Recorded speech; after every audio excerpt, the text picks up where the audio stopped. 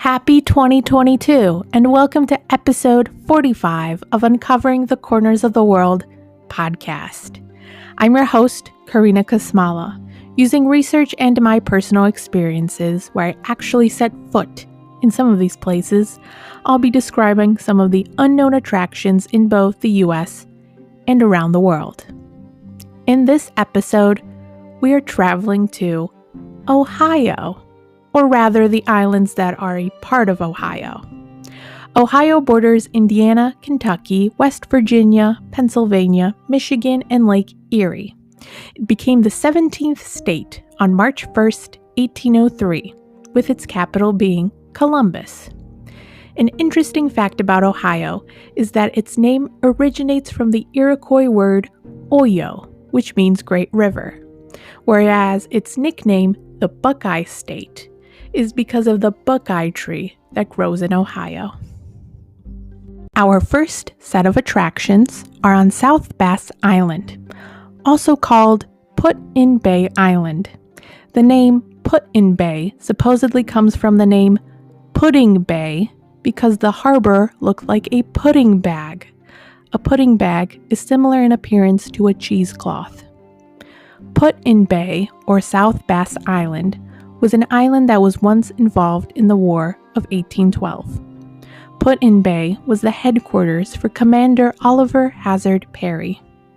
Perry defeated the British Army led by Robert H. Barclay in the Battle of Lake Erie during the War of 1812. The American Army seized all 6 of the British ships. After the Americans won the battle, Perry wrote a letter to General William Henry Harrison, stating, "Dear General, we have met the enemy, and they are ours. 2 ships, 2 brigs, 1 schooner, and 1 sloop. Yours with great respect and esteem, O.H. Perry." One of the attractions on the island is named after him, the Perry's Cave Family Fun Center. It is a 208 feet long by 165 feet wide cave that is also 52 feet underground. The cave was discovered in 1813, and it's home to an underground lake that either rises or falls, depending on the tides from Lake Erie. Our second attraction on Put-in-Bay Island is found inside of Heineman's Winery, and that is Crystal Caves. Crystal Caves is a geode, where the rock's edges are filled with crystals. The crystals measure from 8 to 18 inches in length, whereas the rock is covered in a strontium sulfate. The cave was discovered by miners in 1897, and soon the miners began digging out the cave's crystals to sell to manufacturers that made fireworks. Heineman's Winery was opened by Gustav Heinemann in 1888, next to the Crystal Caves. During the Prohibition era, where it was illegal to make, transport, and sell alcohol, Heinemann Winery was one of the wineries at risk of being closed. However, Gustav's son named Norman decided to open the Crystal Cave to the public. Along with guests visiting the cave, they would be able to buy unfermented grape juice, allowing Heineman's Winery to stay open while all the other wineries closed. Today, the winery and cave can be toured, including their wine garden and gift shop. Our last attraction at Put-in-Bay Island is a house where you can be surrounded by 50 different types of butterflies. These exotic butterflies can be found at the Butterfly House in Put-in-Bay, a 4,000 square foot aviary house. Some of the butterflies that can be found is the Constantine swallowtail, a black-winged butterfly with white spots, the Scarlet Mormon, a black-winged butterfly with red and white tips, and the Great Eggfly, a black-winged butterfly with bluish-white spots. Both Perry's Cave Family Fun Center, Crystal Caves, and the Butterfly House are located next to each other. Perry's Cave Family Fun Center and the Butterfly House are located at 979 Catawba Avenue, while Crystal Caves is located at 978 Catawba Avenue. The way to get to the Put-in-Bay Island is by a ferry, such as taking the Miller Ferry or the Jet Express Ferry. The next island that can be visited by a ferry or by plane is Kelleys Island. Before it was named Kelleys Island, it was called Cunningham's Island, named after the first European person who lived there. However, Cunningham left the island during the War of 1812.